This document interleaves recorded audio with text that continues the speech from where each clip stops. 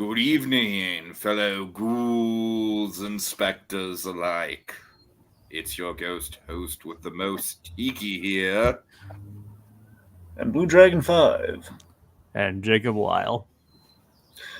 here to engage in some haunted holiday hijinks by trudging through the catacombs, dusting off the cobwebs to recount a spooky selection of Halloween classics.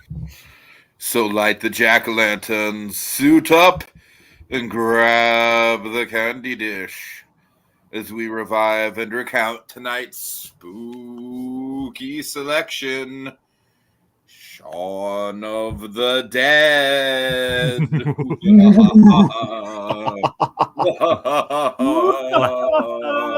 Laughs in, British people. laughs in British. That's rather amusing. Alrighty. Okay, folks, so this is a big one. It's the Shaun of the Dead 20th anniversary. Yeah. Yeah. I guess we want to go roundtable, talk about how we our general thesis statements, and we'll get into background and all that. Sounds good. All right, Jacob, why don't you go first? Well, the thing is, yesterday was my first time ever seeing this thing. I haven't seen the movie at all, although I have been familiar with it for quite some time.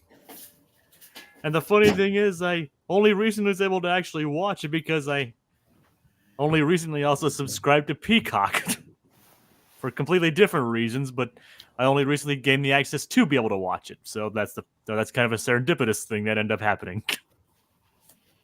So I kind of went into this thing mostly blind. I mean, I knew a little bit how the story went. It's like these two idiots British idiots surviving the zombie apocalypse. So I had some basis going in there, and I was like, it was an early Edgar Wright film, and I kind of liked his movies, the ones that I've seen that I really enjoyed. So going aside, so it was a kind of a fresh experience for me seeing this yesterday. And I must say, I really quite enjoyed this one. I thought it was very funny and even more pathos driven than I was expecting it to be. So yeah, totally. I had fun with it. It's a fun take on the zombie movie and the romantic comedy of it as well. So, all right, Dragon. So, I love Simon Pegg and Nick Frost. Oh, yeah. I remember, I think one of my first introductions to them as a duo, aside from just Simon Pegg himself, was Paul, the movie Paul, which was my first proper introduction to the dynamic. And, I really enjoy Paul. I love the very end of that movie so much, with the ELO song and everything. They have this moment together that always gets me in the feels. Like it's a Ginsu knife to the heart of feels. It's that moment of they've achieved their goals and everything. And it's like this really it's such a insanely feel good ending. And they're behind the stage at Comic-Con.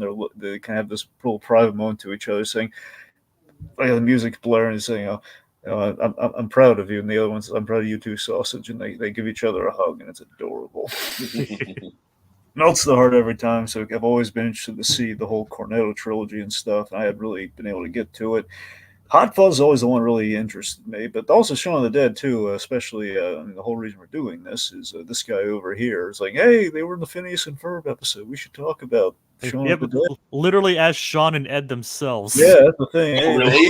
Oh, yeah. wow. Yeah, that's why we planned it that way. That's why we we did it that year, and now we're doing it this year. Oh yeah, I mean, I said that episode kind of Dragon. Have you actually watched the movie before tonight? Or No. Oh, nice. But so yeah, literally the characters themselves, they're literally credited as Shaun and Ed in the credits of that episode, and it's actually Simon Pegg and Nick Frost as those characters in that, and they get turned into the pharmacists. Phineas and Ferb are UK friendly, as you can probably guess. Oh yeah. And anyway, Simon Pegg's been in that show a couple times actually. Oh yeah, I mean, how can you not? Simon Pegg improves everything. Well, true. So and I think besides, I think Nick Frost was in another episode too. So there's that too. Yes. Okay. Anyway, so yeah, I was impressed by this. I have a feeling I might like Hot Fuzz more, but that's just. I mean, I think this is a good kind of testing ground for what Edgar Wright kind of really his style of filmmaking, and it's kind of like an Edgar Wright take on a zombie film, which I mean, it was interesting. It wasn't entirely what I expected, but I mean, it did befit his style in places, and I think it went to some really good places, and I like what he was kind of saying on the zombie movie genre. So that was cool, and of course, the horror comedy angle did appease me versus just utter horror like The Exorcist. All right. So yeah, I mean, I'm obviously a big Edgar Wright fan. The thing about Edgar Wright though is I've only seen the Cornetto trilogy. Like I definitely know what it is, but I've only seen each of the films one time a piece. Shaun of the Dead I watched in high school. Hot Fuzz I saw in theaters once. World's End I saw a couple years after it came out. So I'm not as well versed as in these movies as I am about his post Cornetto stuff. So stuff like Scott Pilgrim obviously is the big one for me in the Edgar Wright filmography. That I don't think I would agree with this nowadays. I think I'm probably leaning Whiplash, honestly, is my number one movie of the 2010s. But back when we did our top 100 movies of the 2010s, Scott Pilgrim was my number one. So obviously big affection for that movie. But I also really liked Baby Driver. Baby Driver's really good for sure. It's weird that movie is like the last gasp of Kevin Spacey. that I feel like that kind of hangs over the movie a little bit. But I like Baby Driver, and I honestly like Last Night in Soho better than most people do, honestly. But yeah. So Shaun of the Dead for me, rewatching it was a real treat. I mean, it's like you definitely get to see the style of Edgar Wright. It's not necessarily fully formed yet, as far as like you don't get as many visual gags as you do in something like Scott Pilgrim or even Hot Fuzz. But the editing is definitely on point in there, and it's definitely like his flavor of just super fast paced, lots of visual gags, lots of just quick cutaways and stuff like that. And the thing that really stands out about this movie for me, and I've known, like, it definitely stuck with me from the first viewing, is that this might be the best horror comedy ever made in regards to just being a straight blend, like right down the middle. Like, it's genuinely hilarious. It's got a lot of laughs. Like Jacob said, it's got a lot of pathos too, but it's also super suspenseful. And I think it toes that line so well. So yeah, I respect the heck out of this thing. All right. It's amazing that it still holds up for 20 years later too. So Jacob, yeah, how the heck? really. So how the heck do we get this thing, Jacob? It's like, well, I do have like a little background on how it was made, and then some interesting tidbits about like about how it came out afterwards and all that. So, the idea for Shaun of the Dead came about after Simon Pegg and Edgar Wright worked on an episode of they were previously worked on a series called Spaced that Simon Pegg co-created with Jessica Stevenson, I think her name was. And Edgar Wright directed a lot of these episodes. It was an episode called Art, where Pegg's character hallucinates a zombie apocalypse after taking drugs and playing Resident Evil 2. As you do. So it's like the original Resident Evil 2, obviously. But they both had a lot of fun making the episode and kind of wanted to do their own take on the zombie apocalypse afterwards. And so the idea kind of sprang from that. And obviously both also have appreciation for the original George A. Romero's, Dead trilogy. Who, funnily enough, George A. Romero also guest starred that episode of Phineas and Ferb when we mentioned earlier. Mm-hmm. So there's that. But they wanted, and again, those combinations led to them wanting to make their own take on the zombie genre. Wright also played Resident Evil, but he wondered what a British person's reaction to the zombie apocalypse would be. Like one of the things he explicitly mentioned is like the lack of firearms as mostly seen in the American movies. So since British people don't have a lot of them, that would be something especially noteworthy in there. I love how the one firearm in this movie is like a huge plot point. I think it's kind of like the name of the place too, the Winchester. So exactly, yeah. Yep. And the Winchester is basically the linchpin to the entire movie, almost. And the firing pin. Yeah, that too. But yeah, so and the sequences of Shaun walking like dazed into the supermarket are also inspired by Wright doing the same thing a lot of the time. He loves his ice cream. Well, there's actually is another story behind that, Dragon. I don't know if you're aware of that. But another influence from Wright's life came in how he missed the 2001 foot and mouth epidemic by having simply not paid attention to the news for a fortnight, which is 2 weeks, by the way, and turning on his television one day to see cattle being burnt, which left him confused. Like he said, like, it's possible that the world could be ending and these two guys would be the last to know. And a little personal note for me, like, I was doing my research in the movie before I actually watched it, so it's like it was kind of like that line that's like, oh, this is gonna be interesting for sure. Like, it's like these two guys like watching the like just good, like the apocalypse could be happening around them and they wouldn't even know. So, and they conceived the film in '99 and pitched the film to production company Film 4, who took it on until their production was cut back. Despite this, Wright was so invested in the production, he refused to take other television directing jobs until the movie was made, which unfortunately had the side effect of leaving him in debt for a bit. After 18 months, Working Title Films picked the film up, which Wright felt was ironic as the film mocks the British classic rom-coms that they produce. So, obviously, the film went on to receive great acclaim and success, and established both Pegg and Wright as big successes pretty much overnight. However, some interesting tidbits. Speaking of Romero, he himself was very impressed with the movie. Huh.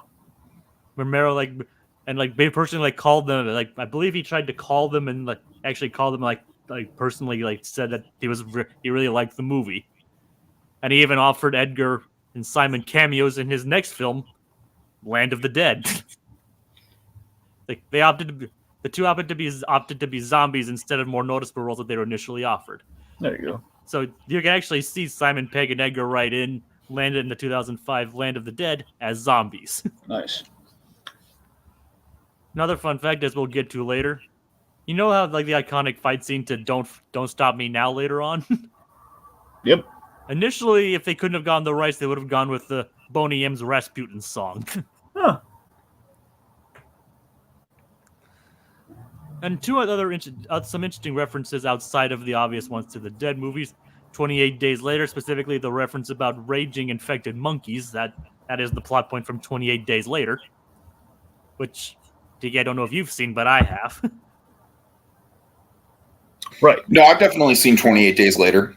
But yeah, that is specifically a reference to 28 Days Later. Mm-hmm, mm-hmm. And fun fact, the restaurant Fulci's is actually named after Italian director Lucio Fulci. Oh, that's cool. Best known for horror and giallo films. Giallo is an Italian film genre of murder mysteries that include many elements ranging from slasher and thriller to supernatural horror. It's like Gallo meets gelato. Kind of, yes, I guess. Yeah. Fulci is particularly known for his use of gore in these kinds of films, which kind of which explains why his name was dropped in this movie. Yep. And now to the ice cream bit. The Cornetto film was mentioned in this movie, and it was actually read to reference the blood, that's going to happen. But he used it as Ed's hangover cure because that's what Edgar Wright also uses as his own hangover cure. So that's his own thing. There you go. You got 3 movies out of that. Yep. And one last thing, this movie actually went on to inspire other movies, mainly some 2 foreign films and another British film, like Juan of the Dead, like a Cuban Spanish movie called Juan of the Dead. Shin of the Dead, it's a Korean film. It's spelled Hsien. It's pronounced Shin, so it's Shin of the Dead. Mm-hmm. And a more recent British. Is that the same Shin as Shin Godzilla by any chance? No, this is Korean. Shin Godzilla. Oh, okay. Got it. Yeah. Shin Godzilla basically means new Godzilla in Japanese, or something along those lines. Mm-hmm. I mean, Shin technically has different meanings, but I believe it's meant to be just new Godzilla. I could be entirely wrong on that. and Shed of the Dead, which is another British movie like made in like the mid 2010s, more based on like around the Walking Dead version of the zombie genre instead of taking inspiration from, George A. Romero. All right. And that's it. That's all I've got. All right. So, in breaking the movie down, so our premise right off the bat, it's kind of like English Clerks. It's like a UK version of Clerks to an extent. It's have some slacker buddies. Yep. Shaun and Ed. Yep, Shaun. Everyone in Shaun's life is telling him he can do more. It's he's very much. Plus he's filling in like when everyone's sick, so it's kind of like a situation of I'm not going to say he's not supposed to be there. He's not supposed to be there in that position that day. Yeah, it's like I think a lot of us can relate to that. Like like your supervisor's gone, and you have to do something that you're not able to do, but you're the one that's technically in charge because like you're the only full timer there or something. So it's really nice right off the bat that we have our main character is confronted with the opportunity for change via the zombie apocalypse. That's a really solid premise, in terms of like, okay, we take like a Dante from Clerks type, in the UK, so it's a little more, a little less Jersey Boy, to an extent. I'm not trying to say it's derivative of Clerks. I'm just saying it's kind of a fun similarity there, The funny thing is, like Roger Ebert, like I think it was Roger Ebert that described this movie as like, it's like it takes the it's like they're trying to deal with their own personal problems, but this pesky zombie apocalypse keeps getting in the way. Yeah. So I love I really like the commentary on how. Essentially, British people are just so caught up in their own bullshit that they just don't even notice what's going on. And even like what's going on could just be interpreted as just British people being British people. And the fact that a lot of them are kind of like almost like borderline zombies before the outbreak. Exactly. I want to dig into that here. So the directing style on Edgar Wright is shown really well here, even like in early entry here. Is that we basically the build up. The build-up is really solid. We have like Scott Pilgrim-esque kind of cuts like during a breakup scene. Like when we reveal characters, like we pan over just like we do in Scott Pilgrim. It's like about Ed. Sorry about that, Ed. No, it's fine. That's great. So already, we're seeing flourishes of the director. But what you guys were just talking about, though, there's just something really. There's wonderful foreshadow and build up just to the fact of like they're so zombie-like just in how people are going about our lives, and it's a bit of a commentary on just like day to day and who can tell. And it's we're always going around like sucked into our screens and just our own stuff, and we're just like zombies walking down the street. So how are we going to tell when the zombie apocalypse goes? That's a genius premise right there.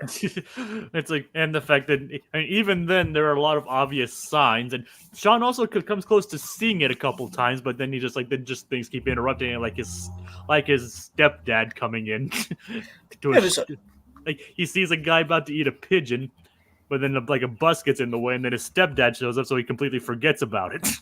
Yeah, but again, our connection, Wright has a nice mastery over the mundane, and just the fact that he's melded the mundane and with like we're kind of in a zombie movie of life, and then it just becomes an actual zombie movie. But it's like such a flawless kind of shift there, where it's almost hard to tell, but just like to an actual sober observer, you can tell.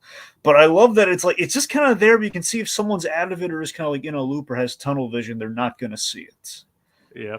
Was just great. And the first 30 minutes are like sprinkled with this what could potentially be the cause of it, like people going missing, these like people getting sick, or like this satellite coming and like the satellite crashing to the earth kind of thing. Yeah, and it's also the way in which we do the zombies and just the way we kind of showcase that mundane. It's nice. It assists our low budget limitation. We can't go crazy with the zombies. We got to be practical. So how do we do that? We're going to make the kind of the shift from human, kind of like basically bored British person to zombie really seamless in that regard. So that's really clever. That's what I was really blown. It's definitely one of those things where it's definitely a budget thing, but it totally works to the movie's benefit. The fact that the zombies are like there's no real makeup effects in this movie. Essentially, I mean, Yeah. there might be some touch-ups here and there, I'm sure. Oh, But yeah, most it's contacts. It's right, pretty much right, it. yeah, Contacts yeah. and maybe some like a little And- bit of blood splashed on here and there. And fun fact, like a lot of the zombies that have missing limbs were actually people who were like amputees. Oh, really? Oh, that's well, cool. yeah. So that's an Okay. old. That's kind of an old movie making trick too. Like for example, if you had like certain stunts in Nightmare on Elm Street, like in the later movies, like when Freddy's like melding in with somebody else, you cast an amputee so you can do it practically. Mhm. So you have like a guy like in the suit with them, but he's like if like this guy doesn't have like a full arm, that's because he does not have a full arm. Anywho, yeah, but that's what I'm saying. I don't mean to linger on the whole mundane thing. I love it because that was what blew me away was when I was watching the movie. Like, okay, this is really clever in terms of like how what we're saying something about the zombie movie versus just dropping him in a zombie situation. Mhm. Like you're a sucker for the mundane, Dragon. Well, of course, Oh, I yeah. am. Yeah, I mean, plus there's but we also got like a tease here that, from what I understand, is all over Hot Fuzz. From what I've heard about the movie, which is what makes me eager to see that at some point. The fact that we have like the epicness to certain mundane shots, like the suit up and everything, And just like him like brushing his teeth, going to the bathroom. Hot Fuzz definitely accelerates that style for sure.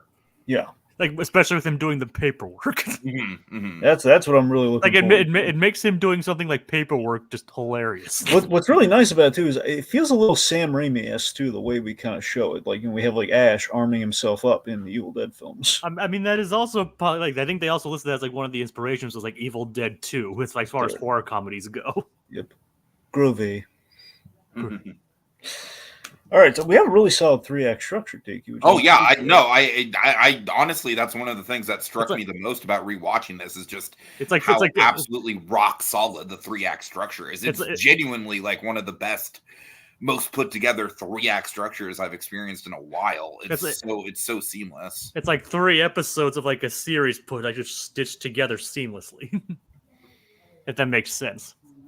I mean, sure, but I feel like that's not even giving it like I'm just saying it makes sense because like these people, like both Edgar and Simon, kind of came from television, so it makes and so it kind of makes sense. So it kind of like a television-esque structure. Like you can like see where like one episode would start, the next one would, and then the next one would. if they're like doing that, I mean, and it's like it is like exactly 99 minutes, like 33, 33, and 33 almost. Right. So that's speaking of, so again, basically, I guess the kind of like a broad spectrum here, like Act 1. So Act 1, day in the life status quo of Shaun, who again, he's on thin ice with the girlfriend, he's on thin ice with Liz. He screws things up majorly, and in part due to Ed, because Ed could have given him that message earlier, was saving some trouble. Yeah, but it's like Ed's just a freaking moron. Absolutely. And we establish, this is great. We establish like we establish like our path to work with the area that we need to traverse later during the apocalypse. Going from point A to point B, going to the convenience store, and then ultimately the Winchester, which is going to be our huge major plot point. Mm-hmm. He botches the makeup date, which leads to the breakup. The moment he says the Winchester, it's like, okay, relationship over. He's trying to do a little Romeo and Juliet, kind of like appeal. But he's not going. But he can't make it up the window. Nope. It's like he just tries the doorbell again. I love that he can't get up there, by the way, at first. I just love it. Like, hey, it's me again. Can you just let me in? It's like, hey, let me in. And, of course, we meet David and Di. Yep. So, I love, by the way, Peter Serafinowicz. I love he's in the movie. And I love as Pete. Yeah, it's a large acting stretch for him this time. Yeah, it's like, hey, name. Hey, Pete. Yeah. It's like I've actually seen like some of his some of his actual show or his adverts on the BBC. Like he did like a comedy show of sorts. Oh, he did. Did you ever see him do the acting class? Oh no, the only one I've seen is like the Kitchen Gun. No, it says you got to see him do real quick. I'm just gonna say you need to see him do the acting class. He basically did like a parody of I think it's something equivalent to Inside the Actors Studio. He basically does. Peter Serafinowicz apparently is really good at impressions, so he does a bunch of celebrity impressions, including one Kevin Spacey. He's like Kevin Spacey, Brando, De Niro, and well, you should send me that, and Like you should watch The Kitchen Gun. It's like only like a 40-second advert, but it's just like him cleaning cleaning somebody's kitchen by shooting a gun. Sure. It's hilarious. It's like Anyway. bang, bang, bang. So again, we love Peter Serafinowicz. I love him. Hard to- Again, I love him for The Tick, especially. And also Darth Maul. Oh yeah, of course, Darth Maul. Yeah.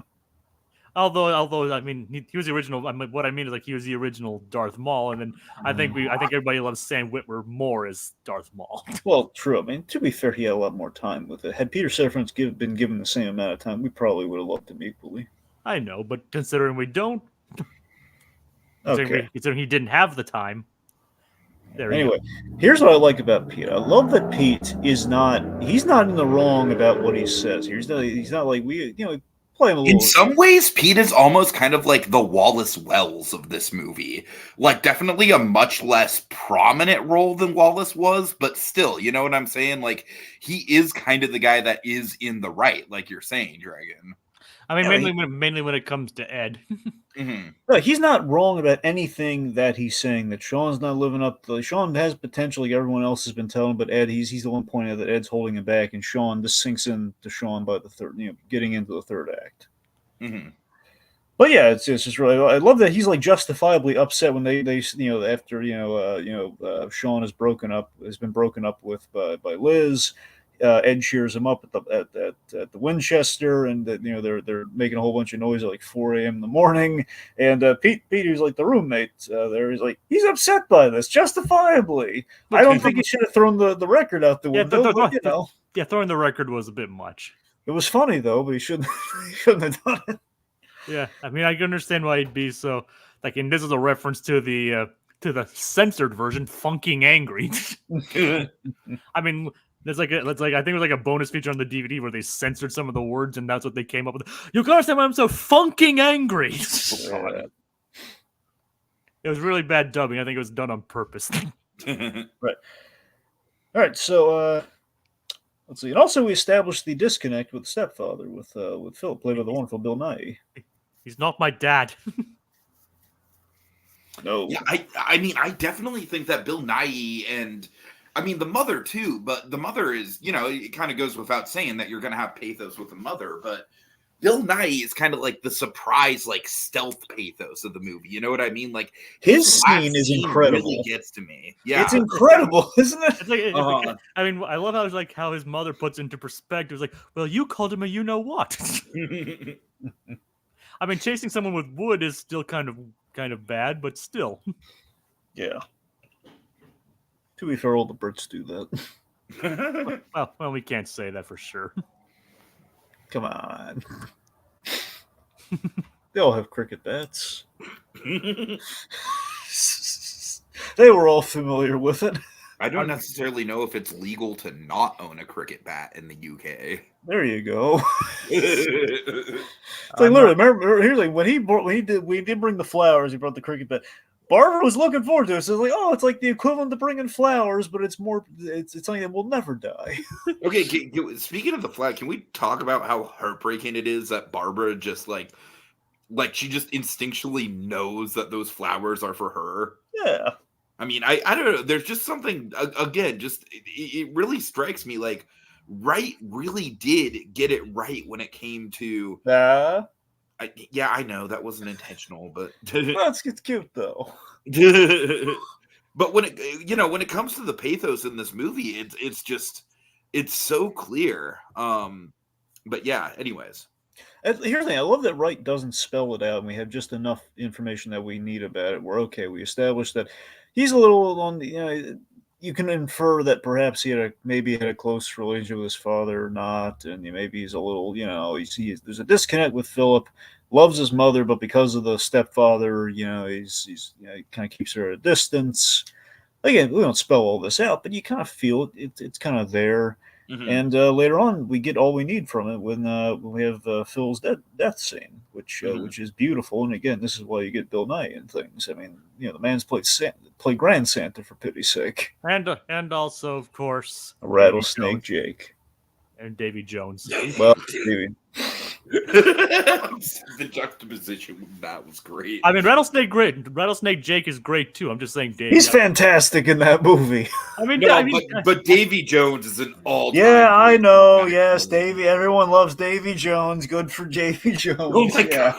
god! a dragon. Don't like I said. Don't get me wrong. I love Rattlesnake I Jake. genuinely don't know what you have against those pirate movies. I have nothing against Davy Jones. I'm just saying, no, Rattlesnake Jake doesn't get enough love. That's all I'm saying. I've been dragon. I love him too. I love Rango.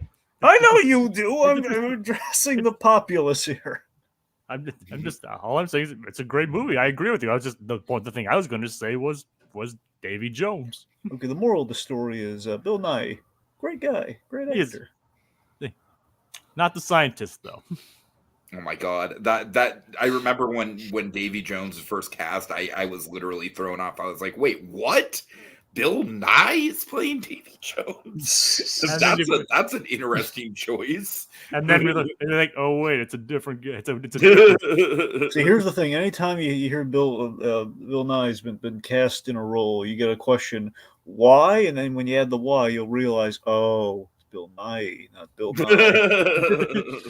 Like, That's why. the why of Nye. There you go. So, Act 2. Again, by the 30-minute mark, we have our first zombie attack with, like, there's The a girl. acts are, like, literally split up perfectly. Like, we have 30 minutes of build-up, we have 30 minutes getting to the Winchester, and we have 30 minutes in the Winchester. It's seamless. I mean, it's pretty much what I was saying earlier. Yeah, no, yeah, agreed, yes.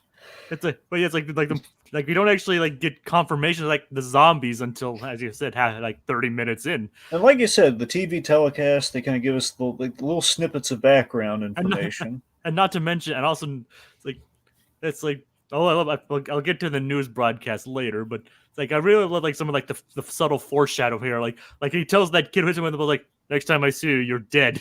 My favorite bit of and foreshadowing. then when he sees the kid again, he's actually a zombie. Yep. My favorite bit of foreshadowing is you have red on you. I love that. Yeah. With the little red stain, like, oh god, it's like we're building it up so much. Everybody keeps saying you have red on you. You have red on you. That's great. So I again, mean, this movie is basically kind of like a 90-minute sitcom almost. kinda. So our two schlubs are in the Ash Williams position of okay. They're eventually going to get good at killing zombies, and they're getting there. They're terrible shots, mind you. They stay terrible shots through the duration of the film. They get 2 lucky shots off. Besides that, terrible shots. I would not give them boomsticks. But and they're not so good with the throwing the records either. But you know what? It makes sense they're not good with guns because again, the UK is not gun heavy. Yep. But speaking of which, I actually love the dialogue with the when they're scrolling through the news. Yeah. Like serious attacks on people who are literally being eaten alive. And all of the foreshadowing of like what happens, and as people have pointed out, like Shaun and Ed's plans to go drinking actually foreshadow the events of what happens in the movie itself. But we'll get to that. We'll try to get to that now or bring it up later. Let me tell you my favorite joke in the movie, and we'll go from there. I guess I think one of my favorite jokes in the movie. I love the whole. They still out there? and then he opens and he pulls up the gates. Like, yep, they're there. So I just love that. Getting into Act 2, that's where we're at right now. Like, okay, we have zombies. We're trying to go about daily life. This could be a problem. And that brings us to Act 2, which we thrust our slackers into the apocalypse, and they have an Edgar Wright style plan, which is this one actually might be the best part of the movie. Jacob, tell them about it. It's like basically coming with we'll go kill Phil. Sorry, Phil. Sorry, Phil. I love the sorry Phil is such a great joke. I love how every time it cuts to it, the sorry gets more half-hearted. Because, well, it's not even half-hearted. It's the fact they're trying to, okay, we gotta keep up the pace with our plan here. Like, we already did this, we're a little tired of it. So, like, sorry, Phil. Sorry, Phil. And one of the bloopers, they accidentally hit Bill Nye with the cricket bat. That's amazing. Poor Bill Nye, but that's hilarious. Yeah, but he was a good sport about it, though. I'm glad. It's like, and then go get Liz, come back here and wait for this whole thing to blow over. So that is such a. I just love like the end gag is like, yeah, we're fine. Let's wait it out. I mean, it's actually, and considering the end of the movie, that actually probably wouldn't have been a good plan. See, that's the gag of the movie right there. Is the idea we're just gonna wait out the zombie apocalypse in a posh bar, seemingly is what they're imagining. I love that we kind of dressed up the Winchesters. They look a lot nicer than it actually is in that moment. Yeah, it's like go back to the bar and then wait for the whole thing to blow over. Yeah, so that's delightful. He gives like 3 different versions because Ed just wanted to drink and smoke. Yep. All right, so nothing goes right. Obvious. Nothing goes right. Mom oblivious to the zombie apocalypse, and Phil, he's sick but ambiguously sick because they can't really tell. Is he sick with the zombie virus? Is he not? And then of course like it's like he's about to hit him with the best. Like I'm sorry, Phil. For what, boy? There better be flowers behind your back, no cricket bat. But again, very well received cricket bat though. Sounds like you guys are saying nigh and not nigh. Well, that's the gag, Little Blue. Yeah. Yeah. I think you guys are trying to add that nigh he, but yeah, I'm saying nigh. I think it's just pronounced like nigh. Well, I'm trying to differentiate so it's not sounding talking about Bill Nye the Science Guy. Yeah, I know. It's literally impossible, though. It's like I literally think there's no difference in pronunciation. Because I'm with you. I think it actually is pronounced Bill Nye, but I keep adding the E just so people don't think we're talking about the Science Guy. Yeah, like Bill, we could put it as Bill Nye the British guy. Hey. Anyway. You know, just the British guy. Yeah, that's not reductive at all. Yeah. But you know we're talking. I think people would understand with context who we're talking about anyway. Anywho. Yeah. So, okay, so all things go wrong here. So Phil, they end up taking Phil with them, then Phil gets bit. Yep. Then we swing by, get Liz, but then Liz's friends tag along. We get Diane and David. They're tagging along. And David's like usually showing how much of a prick he is early on. Absolutely, the whole you brought the zombies here, which that's a little unfair. They're still out there regardless. They're gonna get you. I mean, he didn't. Hey, guess what, David? He didn't break a hole in the place to get in. Just open a window. See how simple that was. Yep. I love that the zombies' kryptonite is pretty much just lock the doors. Which also has that great joke earlier on where it's like, they kept leaving the door unlocked and the zombies got in. Oh yeah, and Pete became the zombie and Shaun found him in the shower. He's like the quote the naked zombie that's usually seen in the Dead movies. By the way, I respect the framing on that. I love that he was naked. We didn't need to see anything. We didn't. Yeah, totally. I respect that. That's good. That's good framing on Edgar Wright's part. Yeah, and you could say at the end he finally got his revenge on Ed. See, if he were blue, he could be as naked as the day is long because he's the Tick. You can get away with it. Yep. Because again, the Tick poses the question: Is he never naked or is he always right.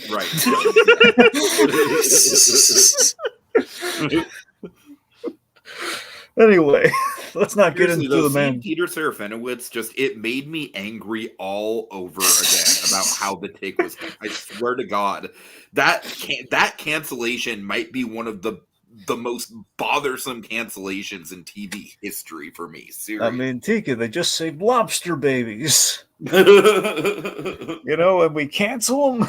Now I just want to hear like Patrick Warburton's Tick say that phrase. Oh God.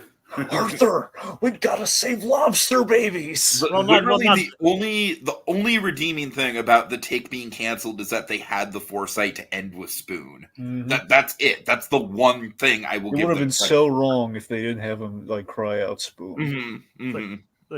Like I also want to hear him just like have Patrick Warburton's Tick say, am I naked or never naked or always naked? The world will never know. By all accounts, it doesn't make any sense. Pretty much. By all accounts, Arthur, it doesn't make any sense. It's like, is this a spoon? He like pulls down like a map that's like a diagram of the Tick's body, like a blueprint of his body. We just need all the Patrick Warburton sayings with every character that he plays. David Putty saying Tick lines, and the Tick saying, "Yeah, that's right." or the Tick they put together. Oh yeah, it's all coming together. There you go. Okay, so Bill Nye's death scene. It's beautiful. The idea that we infer so much of the stepdad making an apology, and again, this is also kind of a thing over there, where you very much have a lot of the male figures. There's a very kind of there's a distance between kind of fathers and sons, and I guess father figures and sons and stuff. It's kind of a British stiff upper lip kind of mentality. And like he was also like realizing like I thought you'd be able to reach your potential. Like someone could show your potential, and I thought that someone could be me. And again, it's really heartbreaking, It's the vote of confidence in that moment. But he had to wait until he was dying to say all that. So and then we recontextualize the whole "he's not my dad" kind of thing. Like, no, Mom, he's not. It's not that. He says, "I know, but he's not him anymore." Right. Yeah, like right at the very end, he does get the appreciation, but he's literally that thing is literally not my father. You gotta know the distinction there. Quick question though: do you guys think Ed intentionally crashed Pete's car in order to drive the Jag? Yes, that is exactly how I read that. Especially because Ed goes out of his way to be like, you know what? I'm gonna stay here and watch the car. Yeah, it's like yeah, I think that's what they meant. He really wanted to drive the Jag. Can I just say I'm not a car guy? I think I've mentioned this before. I'm not a car guy, but the Jaguar is like the one car where it's like, yeah, that's a nice car. Yeah, I like that car. I'm a superficial car guy. I love the bodies of cars, man. He's like I like that Boulder. That's a nice Boulder. Like you only dragon. He's like you're one of those people we were talking about yesterday, weren't you? You're one of those people that are in love with their cars, aren't you? No. You only like them for their bodies, though. All right. Well, yesterday, Derby, we did Courage, and we mentioned the. I remember we were talking about the goose. I was telling Tiki what it was. Oh. It's like yesterday we did the Courage episode. We mentioned that the Hunchback episode was paired with The Gods Must Be Goosey. Oh, really? Oh, that's funny. Which ends with the goose god falling in love with Eustace's truck. Right. And Dragon had to bring it like, there are people like that in real life though. Yep. So people in the audience, I think we're peeling back some layers with Dragon here tonight. Okay, come on. All right. I'm just kidding. Come on. All right. I'm just having a bit of fun, Dragon. I'm just saying I don't know anything about cylinders. That's all I'm saying. Oh God! It's like he just likes the curves on the outside, though. All right. You just said it yourself. Well, I didn't say curves. Oh God. All right, you like the body then? I can appreciate a well-designed vehicle. Okay. Does that make me a deviant? No, Dragon. I'm just giving you a hard time. All right, come on. Okay. You give other people a hard time. I'm allowed to do it every once in a while. Anywho, let's talk about Yvonne. Yeah. Yep. She's nice. Yeah, so we have two survivor groups just kind of crossing paths. In hindsight, they really should have followed Yvonne. If you really think about it, yeah. Hey, Yvonne, let's. I love how Yvonne's group is kind of extremely similar to Shaun's group. Now, here's the question: do you think Yvonne is the only survivor of her group? From the sound of it, you only see her, and she's like, "Well, at least someone made it." That's the thing. So it sounds like, what do you think? Do you think they were safer doing things the way they did, or should they have gone with Yvonne and maybe more of them would have survived? They would definitely have more numbers, but it's hard to say actually how that would have gone. Yep. Well, basically, the zombies would have gotten the combo meal. Pretty much, yeah. I just love how basically her group is analogous to Shaun's. Yep. Like even with their own Shaun, their own Ed, and even their own David. Yeah. Right. All right. So basically, they really love the two, like Ed and the other Ed, just nodding and acknowledging each other. Like, hey. The question though is that group's David willing to shoot the other shoot that group's Yvonne or that group's Absolutely. Shaun? Absolutely. All right. I think so. I mean, I can see it. But I do really like the little gag, Shaun, Yvonne. That's cute. It's funny. I can only imagine like the other people that they're sharing names, other similar sounding names. Like maybe the other one was like Liz was named like Liv or something like that. Right, yeah, something like that, yeah. There's a little bit of an iZombie reference for the kids out there. This is way before iZombie. I'm just throwing it out there. Yeah. Well, I really lost her with the iZombie. Okay, so. I mean, what was the reference to iZombie? Not like Live. There's like a zombie movie. You have like a live more from the show iZombie. It's that anyway. wasn't. That's how I was referencing that, but nice. Well, Right. I just wanted to throw a little. iZombie's fun. I like that show. Anyways, I've heard good things about it. It's good. Yeah. All right. Now we can think of rhyming names later, though. All right, so they take a Bill Murray approach before we even get the Bill Murray scene. This is like 5 years before that. We get a Bill Murray Zombieland plan to infiltrate the Winchesters. Okay, we're gonna act like zombies. Well, first off, they're gonna hop the fences. Yes, by a trampoline. Which is, by the way, that is definitely something that comes back in Hot Fuzz. I think it became like a thing. If I understand, it became like a thing throughout all the Cornetto movies. Yeah, like even in This Is the End or The World's End. Whatever. Edgar Wright just loves little trampolines. Oh my God. Edgar Wright's he's just a merry little Englishman at the end of the day. He likes his ice cream. He likes jumping on trampolines, and he likes a good pub. I mean, I like ice cream. I like trampolines, and I go to a tavern every now and then. There you go. Mainly, you're on your way. You're gonna make your own Cornetto trilogy, Jacob. You're on your way. I mean, if only I can make something as good as this, sure. There you go. You could do it. I just really need to watch Hot Fuzz now. I really want to see that. Oh yeah, Hot Fuzz I think is pretty universally agreed upon to be the best of the Cornetto trilogy. Oh yeah. I mean, I usually thought it was like Shaun of the Dead. That was.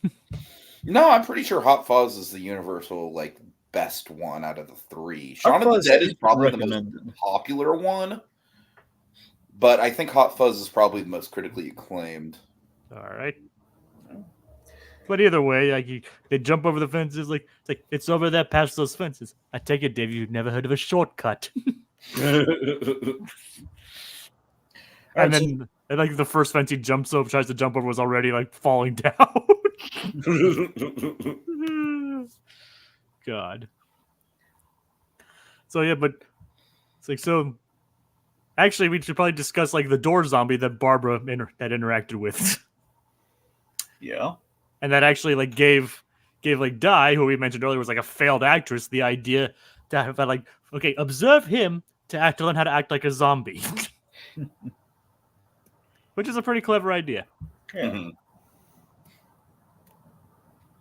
So yeah, let's go on, Dragon. Anyway, so the plan almost works until Dave, just like an idiot, he breaks the window. It's the last thing you want is an entry point. Well, it first goes to pot when Ed answers a phone call. And that's when Shaun finally reaches his breaking point with Ed. Yep. So, by the way, how wonderful they really should. I've seen a couple of clever little turn off your phone PSAs for the movies. Recently, I did one for Deadpool Wolverine. That's a great one. That would be a great one. No, it is great. They've had this one already, but wouldn't it be great if they just took this and it's just just going kind of a throwback kind of thing, turn your cell phones off during the movies. You don't want to end up like Ed. Right. Yep. No theater goer wants to be an Ed. Nope. This is Ed. Don't be an Ed. Funny enough, we're talking about about an Ed tomorrow. Yeah, a lot of Ed. Oh God. All right, let's see. So Shaun seemingly he does the hero move. He leads them all away, causes a distraction, so they can get into the pub. And David throws something at the window, causing even more noise. But speaking of like funny, I know it's supposed to be like a scary shot, but I laughed out loud when like after Shaun and Ed had like their spat and like all the zombies are just staring at it. they're just all like staring at them having this argument, like, oh. But yeah, they finally make it to the Winchester. Yes, then we have the awesome hero's return of Shaun when he catches like the bag of nuts, like as David was like decrying his plan. Like, keep in mind, David hadn't like proposed a single idea at this point. Yeah, he was just he's just lingering, waiting for Liz to look for better options so he can leave his current girlfriend. Right. Just despicable.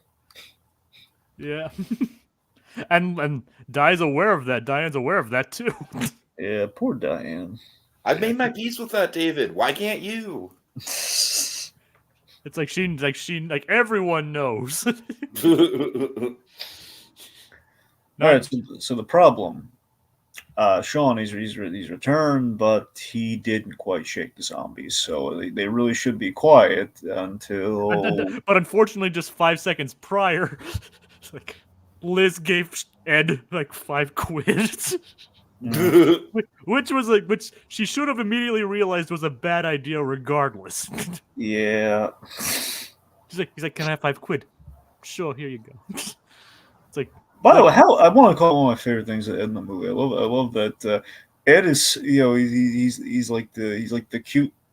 He's like the cute best friend of her child, where he's like, hello. He's super nice to Barbara. It's like, hello, Barbara. He's just the fact that Shaun's mom, is so nice to Ed. Fun fact: they wanted Helen Mirren to play her, but she wanted more funny lines if she would have been in the movie. Huh. Yeah.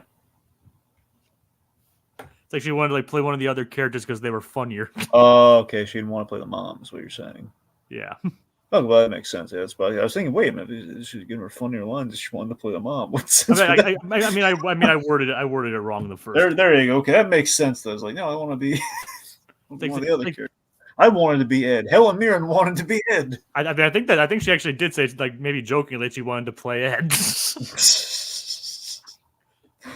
Anyway, but yeah, but they wrote it specifically for Nick Frost, so anyway, it's kind of a given. Anyway, so let's put money in the jukebox. So and the ping, I think it's the pinball machine and everything. So there, and it starts playing "Don't Stop Me Now." Yep. It's on random, which was referenced earlier. Was playing a sad song after Shaun's breakup. Now imagine, can you imagine this scene set to like Rah Rah Rasputin? Not really. Well, that was originally what they planned if they couldn't get the rights to this song. No, I heard that somewhere. Yeah. I mean, you just heard that from me, but I know that's where I heard it from. I heard it from you. Well, there you go. Yeah. You heard it from somewhere, and that somewhere was me. Yep, you're somewhere. Yep. I don't know where, but you're somewhere. Well, I know where I am. I know where you are too. I'm just being coy. Wait. How do you know where I am? You're in Ohio, Jacob.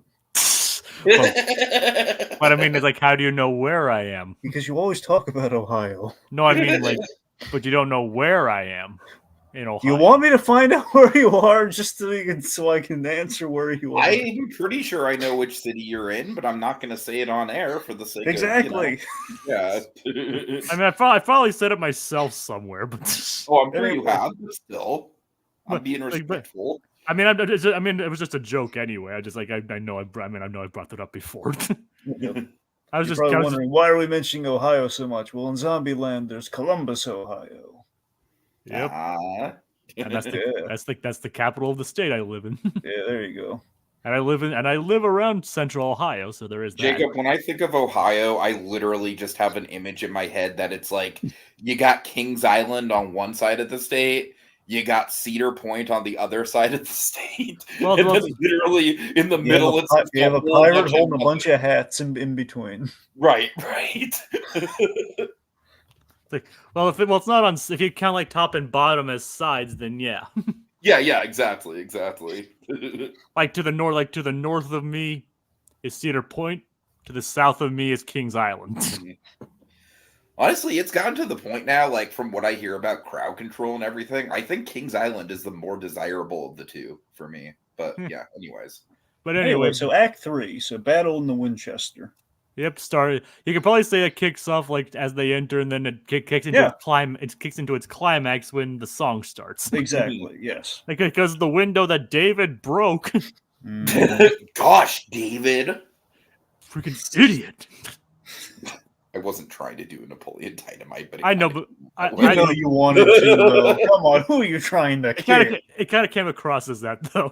You know, I really John wasn't, Heater. though. I really wasn't. I know, Napoleon but Dynamite doesn't have like a copyright on the word "gosh." Guys. You, I come know, on, but you, I you know, know, but but it's you just know, it's just the way you worded, just the way you said it, just kind of sounded like it. you know, John Heater's just watching. He's like, he's rubbing his hands. He's like, "Come on, Tiki, say it. You gotta say it." There's a Napoleon Dynamite screening happening in a couple months that like John Heater, John Grease, and then the actor who plays Pedro is going to be at. I'm so on the fence if I want to go to it or not. It's like $60 to go to it, which is a little steep, but I don't know. It'd be worth it if like Diedrich Bader showed up. That would be worth it. You're right. Diedrich Bader's going to be there. There's no hesitation. You got to spend it for Diedrich Bader. I mean, Heater is definitely like seeing John Heater in a Q&A. That's definitely something, but I don't know. I'm still kind of weighing my options on that. Anywho, so got a battle. Tragically, Barbara, she's been bitten Before the battle. Well, yeah. Before the point being, like during all this, Barbara, she's been bitten. As in, like, he's like, and she didn't tell. She was like, I didn't want him to worry. So he's upset by this, understandably. And of course he gets upset when David points the gun at her. Yeah, I love how that leads to like the most palatable tension in the whole movie, I think, is that confrontation right there. And not the zombies. And again, David's being very prickish here. Just like, yes, it's an inevitability. Someone's going to have to do it to make Sean have to kill his own. I mean, let's just face it. David just like, he definitely serves his purpose as a character, but his purpose is literally to suck. Yeah. It's like, this is all it's about, isn't it? It's like, you just hate me because you can't have Liz. I love that Diane's like, he's a little unfair, and she's holding like a bottle to Sean, just but not because she wants to, just because it's not fair. And then Ed hands her the bottle. She's like, "Thank you." That's great. Although it's like it's managed to be funny, terrifying, and heart wrenching at the same time. Yep, and then David meets a full-on George Romero fate. It's like easily the most grisly death in the whole movie. Oh, yeah.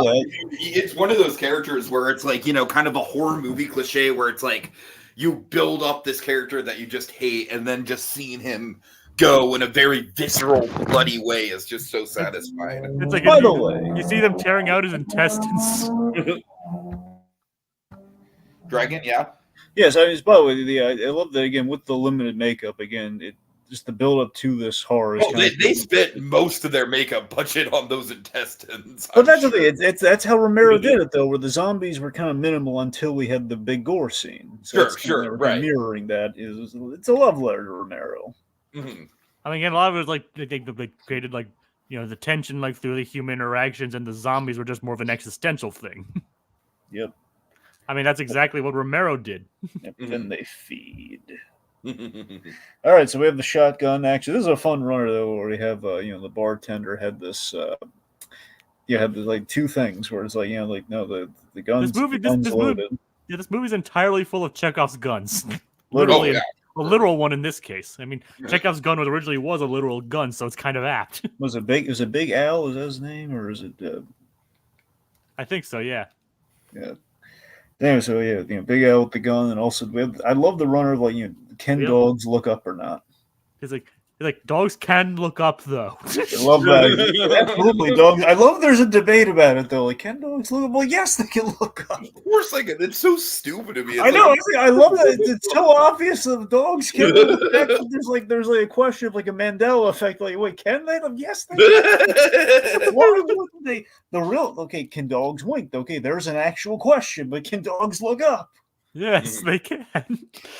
It's like, and of course we actually see Big Al again after we actually see Big Al in the movie as a zombie too. Mm-hmm. Yeah. We have a comment from Slasher Fred. Yeah. He's saying, I think what made Shaun of the Dead such a comedy is how it spoofed. Oh God. Getting disoriented. Yeah, is how it spoofed the classic George A. Romero zombie movies because the movie includes a music clip from the original Dawn of the Dead. Boom. I mean, it definitely does spoof the Romero movies for sure. It definitely kind of like borrows the structure. Like, I mean, as I said, as I mentioned earlier, also George A. Romero himself really approved of the movie. Mm-hmm. Yep. All right. So then we have an actual functioning gun, and unlike Ash Williams, they have no idea how to fire it. It's like the only one who's fired a gun was Ed, and he accidentally shot his sister in the leg. Oh God. It's like, I think Shaun should do it. Yep, and again, just they're shooting pretty much every which way but the heads of these zombies. Like, the only people he manages to shoot in the head are like Well, his mother. His own mother, and then Pete. Yeah, Right, right. Yeah, like those are, like they're very lined up shots. Yeah, it's like, and we do get to Pete makes his way to the Winchester because of course he does. Yeah, I love how inexplicable that is. Like he somehow that must have been a journey. he got out of his tub, right. walked down the stairs. You know what, guys? He's been through a lot. I think he deserves a drink. Out the door, down to the bar, to the back door of the bar, only to start biting, and specifically as a big screw you to Ed. Yeah. The entire journey was like, I'm gonna take this guy down with me. Yep. And yes, he does get Ed.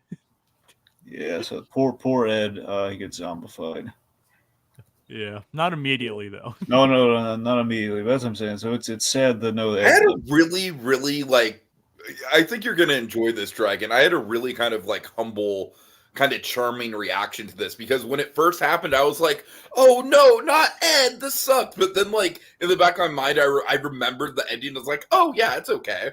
The first time watching this, I'm like, "No, Ed, no!" Right, yeah. I mean, Ed did bring most of this on himself, though. But then that's true. But then I remember the end. I'm like, "No, it's fine. It's fine. He's fine." But essentially, you know what this scene is? Essentially, this is like what if Jay and or Silent Bob got it? Like got bit during the zombie apocalypse. It's essentially it's like he's like it's mourning his hetero life mate here. Yep, but he manages to get over the bar with Shaun and Liz. Mm-hmm.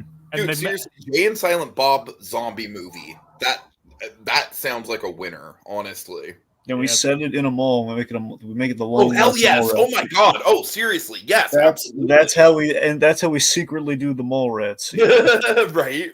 Again, he wanted to do that Mallrats sequel, but I know what the deal is. It's the Weinstein thing, right? Yeah. He doesn't want to be associated with. Not exactly. It's a little more than that. Basically, they proposed it, then the network pulled funding on it. Then anyway, because they were going to stream this like an Amazon series, and it was almost going to happen. Then they basically got cold feet on it. But then after that, it's kind of the Weinstein thing. So yeah. Mm-hmm. Anyway, point being, that'd be a fun way to kind of do it. Like basically, literally do the Romero, pull the full Romero with the mall setting, but make it mall rats. And then Shaun, Liz, and Ed, who's been bitten, make it over the bar. And Shaun actually pulls out, has a pretty good idea, and sets the bar on fire. Mm-hmm. And then he realizes the rounds of the gun are on the bar too. Yeah, but I like the ammunition heating up and just like shooting all over the place. And it actually like saves the bacon.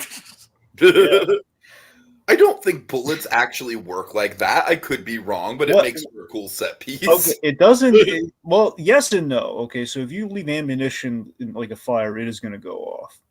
Oh, will really? Will it have pinpoint accuracy like that? That's movie logic. Sure. Yeah. That's what I'm saying. Like, it exactly hit someone in the head, or like just if you watch it, what should have happened is they all should have gone off at the same time, or at least some maybe not all at the same time, but they more should than have. one. I mean, they're basically it is full of compressed gunpowder, so they at least should have exploded instead That's what I'm saying, like explosion or like fireworks off, like. But again, it's like a movie. It's a zombie movie, so. Mm-hmm. Anyway, so we have this. I love that we legitimized the fart joke in Ed and Shaun's last moments there. I'm sorry, Shaun. It's like I'm sorry too. No, I'm sorry, Shaun. What do you mean? Oh. It's like he's like laugh, cry. He's like, that's not funny. It's like I'll stop doing it if you stop laughing. See, that's the charm, though. That's Yeah, the no, Nick seriously, Frost that has got to thing. be one of the most charming fart jokes in cinematic history. This is what I'm saying. You can get away with like bathroom humor and like lowbrow humor if you do it right, and that's how you do it right, kids. Absolutely. Make it like it just like don't like draw attention to it. It's like it's a little silent but deadly fart. Mhm. So basically, the basement. And let's not skip over the fact that for a brief moment, Shaun and Liz considered shooting themselves. Yeah, They were gonna Ava Braun it. You know, they were, you know. Yes, Dragon. They're That's exactly what you were going to do. But no, seriously, they're in the bunker. They're like, No, I what? know. We're not gonna. You don't have to spell it out. It's like, and I do love like me down here, like I don't want to be responsible for my girlfriend and all that. It's like who said I took you back? Well, you don't want to die single, do you? It's like that's a good way to get her back, though, I guess. So, Mr. Platonic relationships. I mean, this is kind of earned, though. What do you think? Do you think they earned the reconciliation? I do. I mean, I will say at this point, I've been single so long that I could care less if I die single. Like, I honestly, like, I'm at the point where I feel like I would be, like, if I were to get into a relationship, it would fuck me up at this point. Well, that doesn't have to be about you. I just mean, like, the whole, like, you know, like, the movie. No, I do think that I think that it's interesting that we have this kind of, like, undercurrent of the breakup happening, in the middle of the zombie apocalypse. I definitely think it's a really good kind of framing device for the movie, kind of like framing, not necessarily framing device per se, but like a good kind of source of added tension and character development. I think it works. There you go. And like in how they both plan to give up smoking, but then they decide to do it in their last moments. But Shaun in the light actually sees their way out, which is really clever. Yep. They go up the lift and gracefully leave Ed behind. I do have to wonder how they retrieved Ed after the fact. It's definitely one of those, like, we don't care sort of things, but still. Well, my logic is that Ed, he basically he somehow got out of there. He followed them, like, the way they came up, like, before the whole thing came down. And he's really wandering around, and they kind of. I think he's worked his way back to the house, because I think they're still in like the same flat, but it's now gussied up and looks nicer. Sure. It's just kind of funny. Like they get out, they're Shaun and Liz are about ready to go like full Rambo on the zombies, and then the army shows up. Yeah, so we have Yvonne and basically the CDC zombie killer squad. Mm-hmm. It's almost kind of like an anti The Mist ending. You know what I mean? Where The Mist is very much like the army shows up at exactly the wrong time. Like, oh no, why do you have to show up now? It almost makes it worse. Yeah, but the army shows up and basically shoots all the zombies. Yvonne's there, and it's like, and bringing back the earlier line, like, how are you guys doing? We're surviving.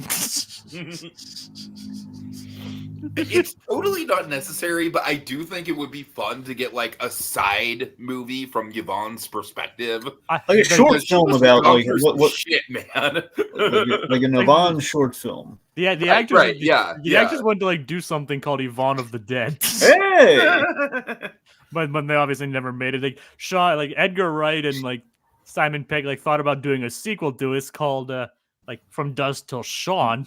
Oh, that's clever. Clever. But they decided Shaun of the Dead worked better. Like two reasons. Like it worked better as a standalone product, and that they thought that too many people died for the story to continue anyway. I mean, that's true. That's definitely true. And fun fact, they actually did point out that you can actually see a poster from Dusk Till Shaun in Spider-Man Into the Spider-Verse. No way, really? Oh my god, that's awesome. And Into the Spider-Verse, apparently, you can see From Dusk Till Shaun. Nice. But yeah, like they take care of the zombies, and then things return relatively to normal for the British, just with zombies there now. It's such a low key. I love how I love how the ending is like so perfectly mundane, isn't it, Dragon? I know. I love that. But I love that it's like the logical. Based on how we open this movie, where basically day-to-day life is already kind of zombie-like even before the thing. Right.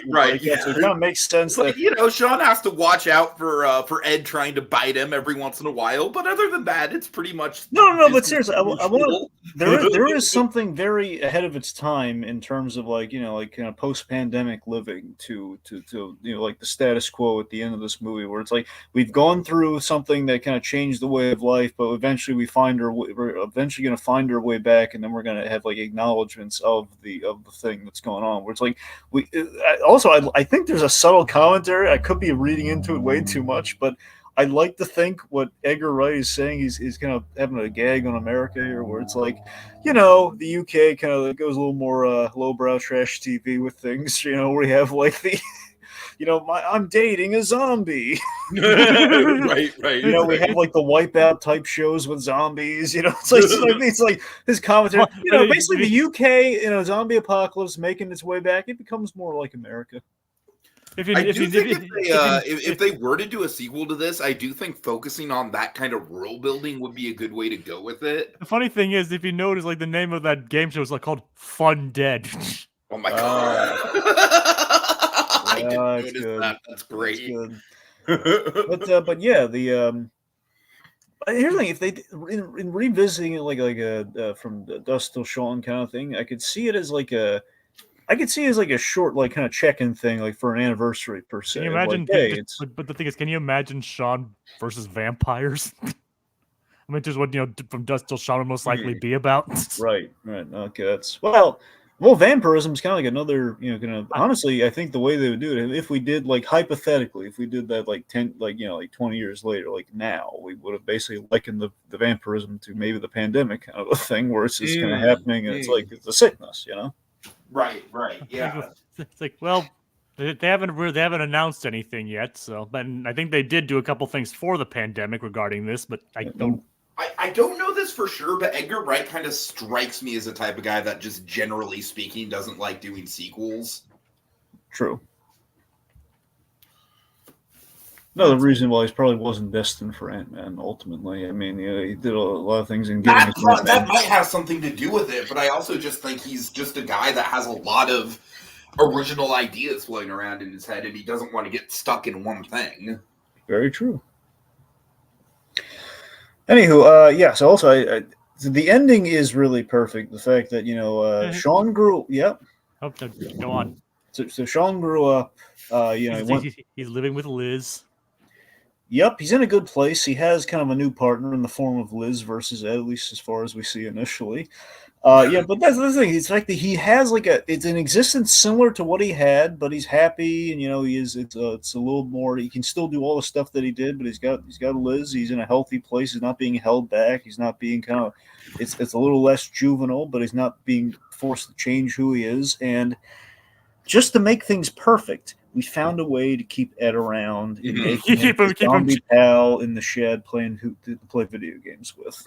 Yeah. I love how zombie Ed is still cognitive enough to play the video games. That makes me think if we ever did revisit him, we'd have maybe an even more kind of a sentient, even more coherent zombie Ed. I would like to think that the zombies get progressively more coherent as more time goes on. Do you know what you call zombie Ed? What? Zed. Oh my god, Jesus Christ! Because we don't use the Zed word. But it's a really nice ending that he got to keep his friend, and he did change. He did grow with the adventure. And I love how the ending song is like, "Oh, you're my best friend." Yeah. Which again, every time I think of that now, I'm thinking of the scene from Good Omens. But yeah. I've been with you such a long time. Yep. This is the zombie karaoke hour of the podcast. Don't worry, I'm not going to sing any more of that. I don't want to get, just in case of copyright. Exactly. We don't want to get sued by the zombie chorus of America. You want to get sued? I love maybe more whoever owns the No, the you're rest of the it's song. gonna be by them. Yeah. Unfortunately, YouTube is kind of a bitch when it comes to that. Yep. I mean, I think as long as we don't actually play the music, we'd be fine. But Well, still, I don't think they'll like. No, I don't know about that though, Jacob. I have heard that like even just singing the song is like in some cases. They don't like covers. Well, hopefully, I didn't just screw this podcast over then. It's like this becomes the next Everybody Loves Raymond Oh, situation. don't! Oh, I said it. I'm sorry. Well, I apologize in advance in case something happens. But I doubt from what I did it will have any impact on. Oh yeah, anything. I'm sure. I think we. Then again, we did fucking Everybody Loves Raymond. We played no clips. We played no audio. It was literally just the thumbnail, and somehow it almost shut down the channel. Tiki, it's like Beetlejuice. Don't say it again. Everybody Loves Raymond. No, we're doomed. No, we're doomed. I'll just say it once more to even it out. Everybody Loves Raymond. There, it's 4 times, not 3. Said it 4 times, not 3. It's like Ray Romano wakes from his slumber, like, "Hey, those Imagineering guys are talking about me again." He's always like wearing like the face mask and everything. Hey, what's going on? Deborah, what's going on? and then Brad Garrett's like, "What are you guys doing now?" Here's the thing: and we're like, no, Brad, we like you. It's fine, we like you. Brad Garrett just like Ray Romano's home wherever maybe his Brad Garrett randomly shows up, like opens the bedroom door. Like, what? Did someone say it? What happened? Do we need to make a call? God. All right, now I think we are tempting fate with how much. Yes. Yeah, then now Little Blue's bringing it up. Little got the tail taken down. See, we're so doomed now, and I just want to know this was all Tiki's doing. Yeah, literally just the thumbnail, Little Blue. We had no audio, we had no video. It was literally just the thumbnail. And we talked about it, so it's either the picture because we talked about it. We didn't even say bad things about it, so I don't. Nope. I love that show. You know. Deborah. All right, guys, this is going off the rails. Let's go ahead. So they're talking about me again. All right, so we reached the end of this ice cream. The first of the Cornetto trilogy. Yep. Will we be covering the others for Haunted Holiday Hijinks? No, because they're not horror movies. Exactly. I mean, that's kind of the whole point of the Cornetto trilogy is that they're different flavors. Yeah. Yep, exactly. Okay, Tiki, what flavor is this? I mean, It's strawberry. Yeah. Yeah, there you go. Okay. All right. So yeah, final thoughts on my end. Like I said, I've only seen this movie once, but I'm kind of surprised I've only seen it once because it just holds up so well. It's like perfectly paced. It's got just a rock solid 3-act structure. The editing is so on point. It's got a great mix of mostly comedy, but also a fair share of humor and pathos and a little bit of suspense worked in. I think it's I probably still rank Scott Pilgrim as Edgar Wright's masterpiece, but I don't know. This is definitely up there, and I'll have to rewatch Hot Fuzz as well. And so you mean only once before this, right? I've only seen all the Cornetto trilogy one time apiece. Yeah. All right. Besides this ton, obviously. Yeah. All right, Dragon. Yeah, so again, having watched it for the first time, I was impressed by it. I'm eager to check out the other Edgar Wright films at some point in time. But I love me some Nick Frost and Simon Pegg, and this did not disappoint as an early entry, like an original, Edgar Wright film, like a full-on, like he's not adapting anything. It's just kind of like it's an idea. I thought it was very. Sorry. No, go on. As I think, the earliest introduction I had to Edgar Wright was the fact that he wrote the Tintin movie. There you go. Wait! I totally forgot about that. That's crazy. I think so. Yeah. Man, that Tintin movie has like a lot of different hands in it because Peter Jackson was involved. Mm-hmm. All right. Anyway, yep. Yeah. So Stephen Moffat, Edgar Wright, and Joe Cornish. Wow. Yeah. Nice. Yep. Anyway, so point being, I guess it makes sense because you got Simon Pegg and Nick Frost in there. So yeah. All right. All right, Spumpy and I like seeing our boys in. I think Edgar Wright did a good job. Oh yeah. Yeah. He's gonna go places. That Edgar Wright. I have no idea where he's gonna go. He's gonna go places with a movie like this. You mark my words, kids. Circa 2004 podcasting. I don't think podcasts even existed in 2004. I don't know. It might have been around. I think they were still just like radio shows. That's what I'm saying. I think it was probably like radio, but it was like, Right, it was probably a catalog of Howard Stern at this time. But Podcast killed the radio star. Yep. But my final thoughts, again, Dragon. This is my first time watching the movie. Not my first Edgar Wright movie, as I said. If I remember correctly, I think maybe my first Edgar Wright movie actually was Baby Driver. Funnily enough. Oh, really? That's funny. I mean, I think that's probably at least that's the first one I believe that he directed. Obviously, you didn't see Scott Pilgrim when it first came out. No, I don't think so. I didn't see it in theaters, and I don't think I still have. Oh, really? Oh, shit. And I know. I do need to watch Scott Pilgrim. It is on Peacock, which I believe. Just knowing your taste, like you're a gamer and everything, I think you'd really dig Scott Pilgrim. I mean, I probably would actually, but anyways, unfortunately, it's not on Peacock, which I just got, so I'll have to find it elsewhere. It floats around different streaming services. It's kind of. I know the new show's on Netflix for a while. I don't think it's still on Netflix. But... I mean the new show's on Netflix. I know that much. That's true. But like I said, I've seen a couple of his works. Like I said, at least Baby Driver for one. But I really enjoyed this. I said, as you guys have mentioned, perfect blend of horror, comedy, pathos, and drama. It's like definitely like one of my favorite British movies that I've seen so far. So it's on Max currently, Jacob. Just so you know. Oh, nice, thank you. Yeah, but for how long? Yeah, exactly. Well, that's what I said. Scott Pilgrim is just randomly one of those movies that just kind of tends to jump from streaming service to. Well, streaming. I figured it'd be on Peacock, but it's a Universal movie, so right. You would think, yeah. You think it'd be on Netflix because the anime, but Yeah, exactly. Right. Oh, streaming. Anyways, I really enjoyed it. This movie's a lot of fun, and even though I didn't see it 20 years ago, it still holds up after 20 years. Yeah. All right, thanks to Little Blue and Slasher Fred for joining us in the comments. All right, folks, that's the end of tonight's spooky selection. The spirits grow weary, but they'll be stronger than ever next time as we engage in even more haunted holiday hijinks. Laughs in British. We're laughing in British. Sorry, Phil.